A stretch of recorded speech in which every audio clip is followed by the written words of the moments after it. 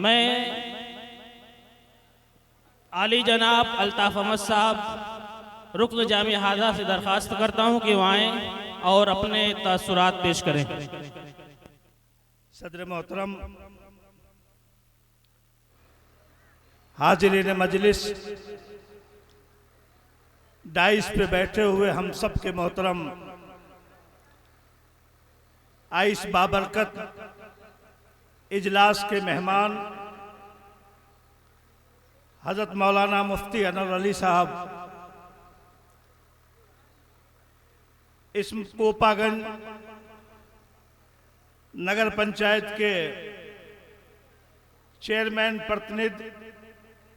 और इस मदरसे के सदर मोहतरम अरशद रियाज साहब, दीगर हमारे सभी उलमाए दीन, सामने बैठे हुए बाशऊर नौजवान दोस्तों, मेरे अजीज साथियों, मैं कई बच्चों का बहुत शानदार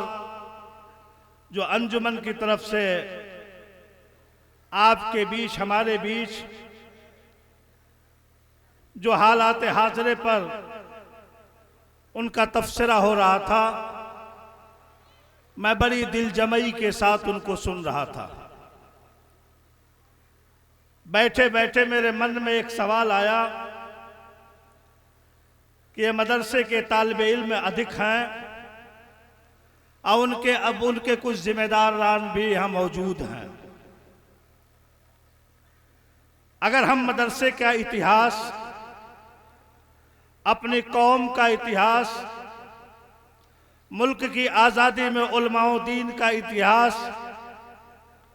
इस मुल्क में हमारे अपने कौन से लोग कितने वहदों पर थे, उनका इतिहास अगर हम और हमारे बच्चे, हम और हमारी नस्ल अगर इस बात को नहीं जानेगी तो लगातार जो मुल्क की हालात है, आप सब कुछ जानते हुए भी अनजान बनकर बैठे हुए रहते हैं। यह सच है कि यह दीनी इदारा है, इसमें दुनियावी बातें कम होनी चाहिए, मगर इस दीनी इदारे से ही दुनिया की आज़ादी, हिंदुस्तान की आज़ादी में सबसे बड़ा अहम रोल अगर किसी का था, है और आगे भी रहेगा तो मुल्क के लोगों, आपके इस मदरसे का था,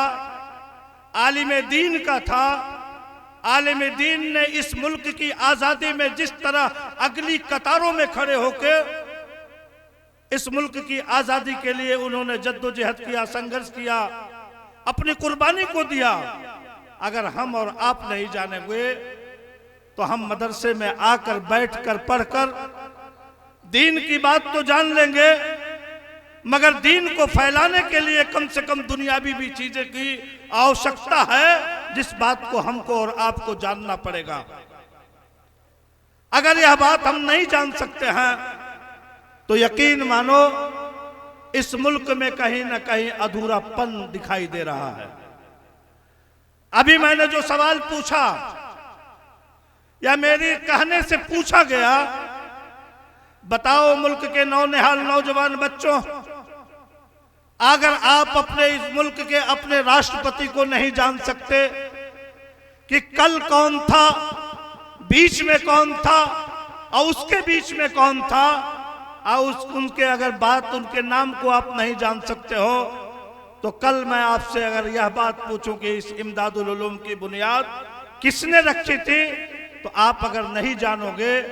तो फिर मुल्क का पूरा हिस्सा अधूरा दिखाई देगा। इसलिए आपको अपने मादरे वतन की पूरी जानकारी के लिए आपको कहीं न कहीं दुनियावी चीजों पर भी कुछ रोशनी डालना पड़ेगा। दीन तो बरहक है, ईमान तो अल्लाह के लिए हम सब लोग उसके लिए कायम है, जिंदा है और ता क़यामत जिंदा रहेंगे। उसी पे मरने का भी हमको यकीन है, उसी पे हमारी मौत भी होगी। मगर कम से कम दुनिया की जो हालात है उस पर हमको दुनियावी चीज़ों को भी जानना पड़ेगा। तभी आपके मदरसे के ऊपर, आपके इदारों के ऊपर जो हमला हो रहा है उस हमले को भी हम ही रोक सकते हैं, दूसरा कोई नहीं रोक सकता है। इस रोकने के लिए कम से कम हमको मुल्क का इतिहास, मुल्क का आईन, मुल्क का संविधान, मुल्क में रहने का शऊर, मुल्क में रहने का बाशऊर, सब कुछ की जानकारी अगर हो सकती है, इसकी अगर हमको जानकारी नहीं होगी हम कोरे होंगे, अधूरे होंगे, इस मुल्क में सर उठा के नहीं जी सकते हैं। इसलिए मुल्क के साथियों और अपने नौनिहाल बच्चों एवं मदरसे के असातिज़ा इकराम, आप सब कुछ पढ़ाओ मगर 1 घंटा कुछ दुनियावी तालीमों की हिस्से में भी अपने हिस्सेदारी रखो, अपने हिस्सेदारी में आप रखो। अगर दर्जा 5 का बेटा अगर नहीं जाने कि मऊ का कलेक्टर कौन, दर्जा 6 का बेटा अगर नहीं जाने कि मुल्क की आजादी में हमारी कुर्बानी का रोल का, अगर मुल्क के 7 का बच्चा अगर न जाने कि इस मुल्क में के आजाद मुजाहिद आज़ादियों में हम मुसलमानों की फहरिस्त का नाम कितना।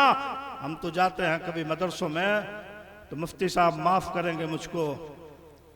हम मदरसों में भी वही रटा रटाया नाम ही पढ़ते हैं। मैं कभी किसी से, बहुत कम लोगों से सुनता हूँ कि मुल्क में आज़ादी में, मुल्क की आज़ादी में देवबंद से लेके दिल्ली तक, दिल्ली से लेके मेरठ तक अगर लाशों की टंगी हुई लाशों का अगर इतिहास कभी पढ़ोगे तो उनमें सिर्फ हम थे, हमारे अलावा कोई दूसरा नहीं था। जो लोग मुल्क में आज़ादी में गुलामी करते थे, मुखबिरी करते थे, आज वह मुल्क के मालिक और बादशाह बनते जा रहे हैं और हम गुलाम बनते जा रहे हैं। इसलिए दुनियावी ज़िंदगी को भी जानने की कुछ आवश्यकता है। मैं नहीं कहता, मैं पूरी ईमान के साथ कहता हूँ, मैं जहाँ भी रहता हूँ, जिस हालत में भी रहता हूँ, ईमान को अव्वल रखता हूँ और ईमान को अव्वल रखने का पूरा आपसे वादा है कि ताकि क़यामत ये हमारा इस्लाम जिंदा रहेगा। मगर मुल्क में रहने के लिए हमको अपने दुनियावी भी सूरत हाल को जानना चाहिए। इतनी बड़ी महफिल में हम अपने उन बुजुर्ग सदर जमहूरिया का नाम नहीं बता सकते, तो मैं आज यह उम्मीद करके जाता हूं कि जब अगली अंजुमन होगी मैं फिर आऊँगा तो हमारा भाई, हमारा नौजवान, हमारा साथी कुछ इस मुल्क के बारे में जानकारी भी लेके बैठेगा। यही बात कहते हुए असातिज़ा इकराम मायूस मत होना, मैंने थोड़ी सी आपकी हसासी को जगाया है। मैं आपके इस प्रोग्राम को इतना बेहतर चला है कि मैं दिल की गहराई से कितनी बधाई दूं आप सोच नहीं सकते हो। अभी मैं जब यहीं दाखिल हुआ तो अंग्रेजी की जो स्पीच थी, इंग्लिश में जब स्पीच दे रहे थे तो दरोगा जी सुन रहे थे।